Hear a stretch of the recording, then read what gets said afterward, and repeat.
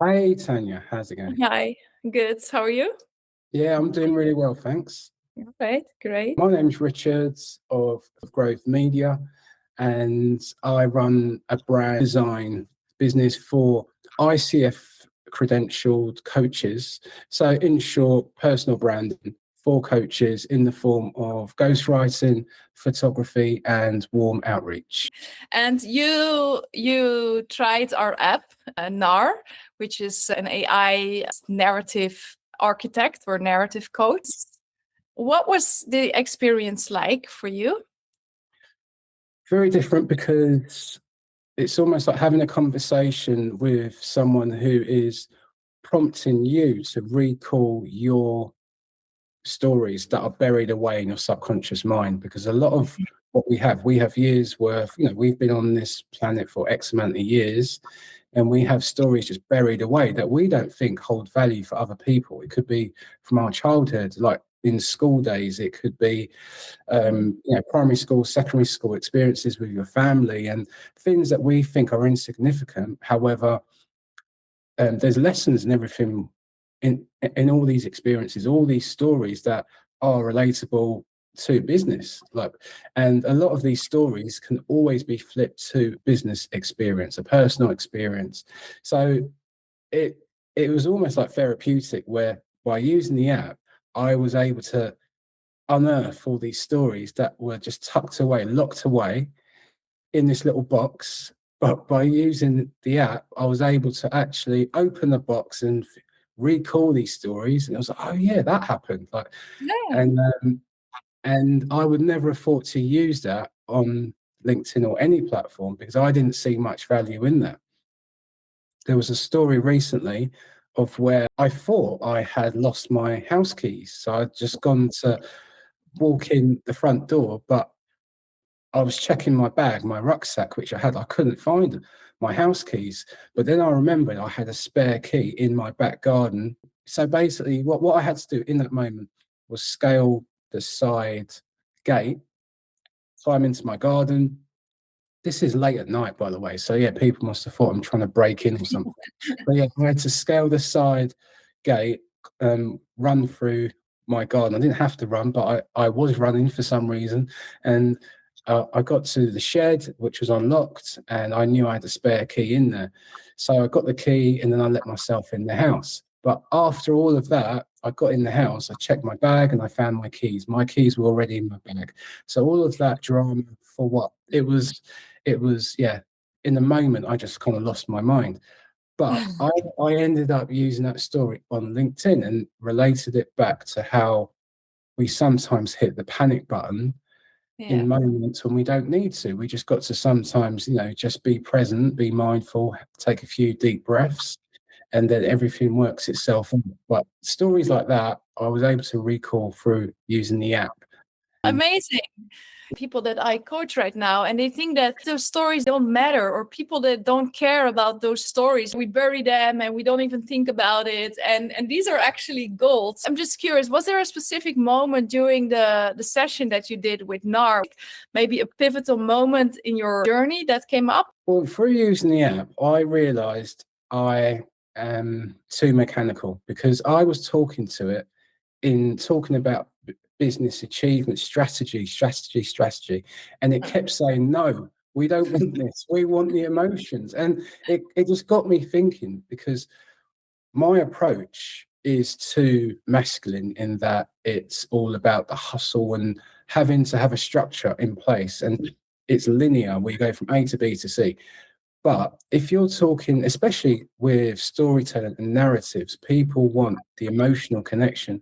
So it kind of got me thinking more about how this story will make people feel, or the stories that I've put to one side, I thought aren't relevant, aren't important. But no, these are the stories which it got me thinking. I need to think and recall those stories that I couldn't even in that moment recall. But I was going for a walk and just talking to Yeah. it using the app, and it's almost like I started to enjoy it when I was using it day in, day out, because because going into this, I thought I haven't got any personal stories. Like, That was my thinking, and it's irrational to think like that, because we all have a number of stories, but it's just however insignificant you think they are, just talk to the app, and he's just got a great way of reframing the story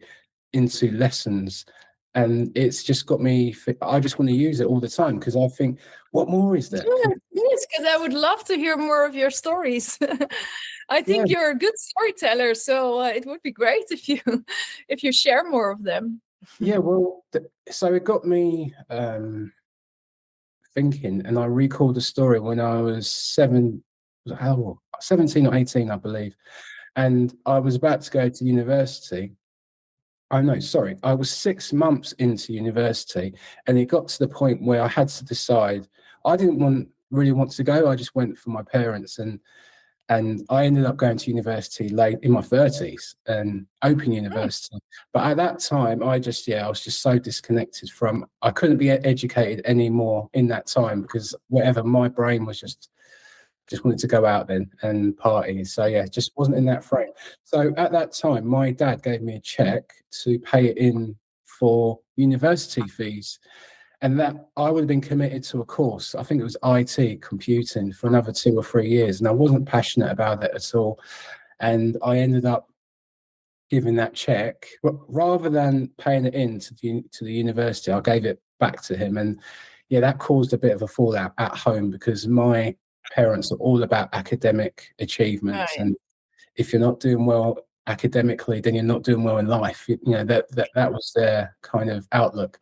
So just again, that was a pivotal moment, because I ended up moving out like a few months later, and but I had to, because I think I was just had to get this kind of out of my system, that I just wanted to party and be that extrovert kind of person before I could actually focus on building things. I just didn't care at that time, but it was a lesson, a huge lesson, because I think it kind of taught me that I couldn't be dictated to. I couldn't be kind of told like how to live, and I was going to do things on my own terms. And if that was a little bit destructive, then so be it. I'll work it out a little bit. And now, relationships obviously a lot better with my parents. But yeah, that time was very rocky and bumpy, and it just had to be at that time. Oh, I think you should share this story on like the way you're explaining it on video on LinkedIn, because it's really powerful actually, and very inspiring. Like, people might be comparing the app with GPT or with Claude, for instance. How would you describe the difference between what NARR did for you rather than just using ChatGPT or Claude for creating a story? I think ultimately what the app urges you to do is to look deeper. So don't give surface level responses. So anytime it would ask me a question, if you give it an answer, it's very strict and say, no, that's not, like, think differently. It kind of urges you to look with it and think about the emotional part of the story, which you don't really get that through the GPTs. That they'll just please you, won't they? They'll just say, yeah, that's yeah. Whatever you say, it's brilliant. And that first, used any of the outputs so far that you got from it on LinkedIn or on pitches or anywhere? I've used it on LinkedIn a lot, actually, because that was one problem I had with LinkedIn. I didn't think I had personal journey stories. So that's why when I started testing it and using it, I thought this is perfect, because I know what works on LinkedIn, and personal journey stories really work because everyone can put themselves in your shoes. So when you tell a story and it's compelling and it resonates with people, people think, oh yeah, I've had a similar experience, or I can relate to what he or she is saying. So it made me feel more confident about posting on LinkedIn, knowing I actually have some stories I can share now. And previously, I always thought, well, what am I going to talk about? I had no idea what I was going to talk about, but I'm confident that I've got loads of stories and everyone else has. You just need to think differently in terms of how you retrieve those stories. They're all there. They can even feel insignificant, but they're not really, because every story can be flipped to a business lesson if you want it to be. I did a training in the United States last year. It was in storytelling, and everybody that was there in the room, Americans, they all had the most amazing stories, life stories, really sad stories as well. And I was thinking, my stories are all about my experience as a founder, about pivots I did, about failures in business, my family life. I didn't have all like stories that were so dramatic. I mean, the other people in my course had such amazing stories. You can't believe it. And I was like, yeah, who's going to care about my story at all? And I was really stuck in that. I remember sitting there and thinking, which story can I use? I don't even have stories. And then as the course progressed, I just started telling my stories, which I thought didn't matter. And at the end of those days, a woman came to me and they told me that the whole reason why they had to be there was to hear my story because it was so inspiring for them and they were stuck. And then other women told me about what I shared, that it was one of the most inspiring things they had heard. And I think we all have this. We all think like our story doesn't matter. Like who's going to care about it? And I think the smallest thing in message can shift something for them that we didn't know that was actually necessary. So I think we should all share more stories. That's the bottom line of it.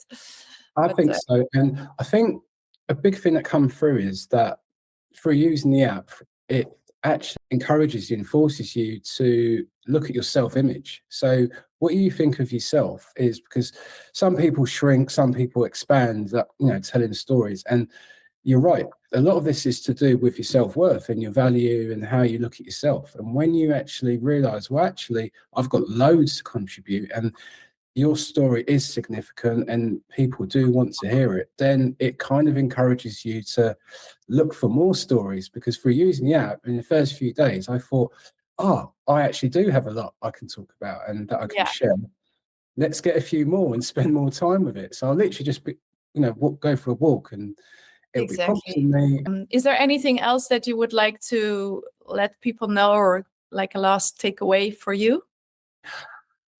Well, I mean, as you say, storytelling and narratives this is part of like human existence. Like what actually lights us up is hearing a good story. That's why we go to the cinema. That's why we read books. We want to be or have that escape, and be in someone else's world for however long, because it makes you feel good. And not only that, it's just a way to connect with people through hearing what they've gone through. So my opinion is that we can use the power of AI to bring out more than we could without AI. So I see it as a way of enhancing what is already there.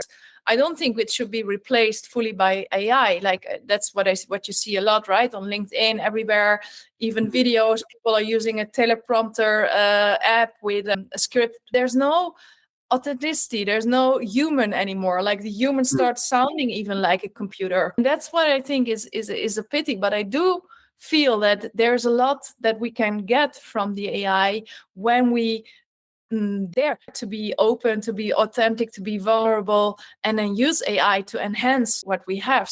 I had this discussion yesterday, and this woman, and she was also a storyteller, but she was really like, no, you can't use AI and it will lose the entire human touch. And so I'm just curious to see different people's vision about that. You're using it to help people almost just encourage what they already have, because all these stories I've told I already had, but I just forgotten about them, and I didn't even think that they'll be useful, worthwhile. So I think your approach is pretty holistic in terms of you're using it to actually, you already have this, but just think differently. But I think people are fearful of it, but I don't know. There's just different layers.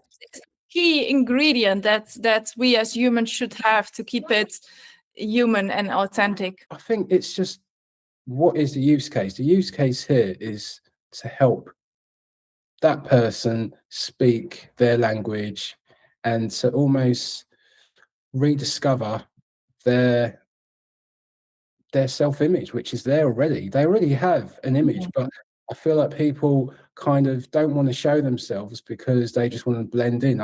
Because when I take photos of people, I see so many people just shrink because they don't want to be center stage. And that is across the board, I find a lot. But there's nothing wrong with being center stage because there's only one of you. And each and every person is unique in their own way. Like, why blend in with the other thousands of other millions of other people when you can be your one? That this doesn't happen because it's so easy nowadays to blend in. How do we, I guess, through just celebrating our uniqueness rather than being one of many. So why not be the one of one? So I think people should just own that, where you can just be like, shine your light. And ultimately, that's what stands out on LinkedIn, I believe. Joining the rest and blending in because it's boring and it's robotic. Like, and even what you said about the teleprompter, like I've used the teleprompter in the past, and I feel like it is mechanical and it's okay, Right? but I think because the internet has caused this space where people want perfection, don't they? But actually, imperfection is, you rather someone stumbles on words, but at least you know, well, that's them. You know, it's fine. They're trying and they're getting across their message. That's the important thing. Yeah. Nice. Thank you. This conversation with Richard was supposed to be a quick beta review, but actually it cracked open something much bigger. Why do we bury the stories that matter the most? Richard walked in using the app, thinking that he had nothing to share, and then walked out remembering the moment he handed in a university check back to his father and he chose his own path at 17. That story had been sitting inside for decades. Now, we all have these stories, these buried narratives, moments that shaped us but never made it into our brands, our content, or our pitches. And NAR exists exactly for that, to pull them out. If this episode stirred something in you, go ahead and request your free access to the narrative code. The link is in the show notes.